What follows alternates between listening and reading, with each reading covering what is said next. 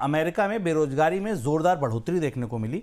नवंबर के दौरान अमेरिका की जो टोटल वर्कफोर्स है उसमें बेरोजगारों का जो दर था वो 4.6% दर्ज की गई, जो 50 महीने के सबसे ऊपरी स्तर पर है।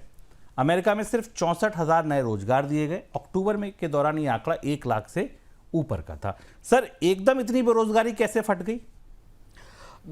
एक तो ये आंकड़े देर से आए शुभम, क्योंकि अमेरिका में शटडाउन चल रहा था, तो दूसरा शटडाउन का असर भी इन आंकड़ों में शामिल है। लेकिन बेरोजगारी का आंकड़ा 4.6% की बेरोजगारी दर 2021 के बाद सबसे ज्यादा, यानी कोविड के दौर के बाद की सबसे ज्यादा बेरोजगारी। इसमें निश्चित तौर पर शटडाउन के दौरान जो लोगों को, कंपनियों को, कर्मचारियों को, सरकारी कर्मचारियों को की छटनी की गई थी, उन्हें काम से बाहर किया गया था, वो इसमें शामिल दिखाई दे रहा है।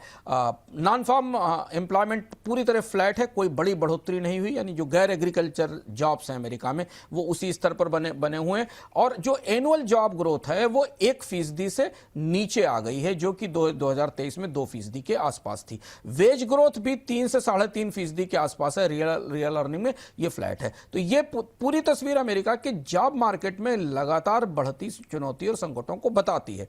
इसका को बाजार ने कैसे समझा, इसको करेंसी बाजार ने, स्टॉक मार्केट ने कैसे समझा, वो ये समझना ज्यादा दिलचस्प है। जैसे ही ये जॉब डेटा आया उसके बाद डॉलर में नरमी आई, डॉलर इंडेक्स नीचे गया। संकेत ये था कि शायद फेडरल रिजर्व आने वाले दिनों में एक कटौती और करेगा, क्योंकि फेडरल रिजर्व ने ताजी कटौती में महंगाई से ज्यादा बेरोजगारी को प्रमुख स्थान दिया है। और जीरोम पावेल कहते भी रहे हैं कि अमेरिका के बाजारों में बेरोजगारी बढ़ रही है, इसलिए ब्याज दरें सस्ती करके सस्ती पूंजी देने की जरूरत है। तो इसका जो असर हुआ ये कि डॉलर में हमें गिरावट दिखाई दी। दूसरी चीज है कि जो हाई अनएम्प्लॉयमेंट का आंकड़ा है ये ऐसा संकेत दे रहा है कि अमेरिका में एक लेट साइकिल स्लो डाउन शुरू हो सकता है, जो धीमे धीमे जो अगले 12 से 18 महीनों में और ज्यादा बड़ा हो जाएगा वो स्लो डाउन, जॉब की कमी के कारण। क्योंकि इसके बाद जब जॉब्स कम होंगे तो कंजम्पशन कम होगा और धीमे धीमे कंजम्पशन ड्रैग में जाएगा। और ये दोनों चीजें इस बात की तरफ इशारा कर रही हैं कि फेडरल रिजर्व को आने वाले दिनों में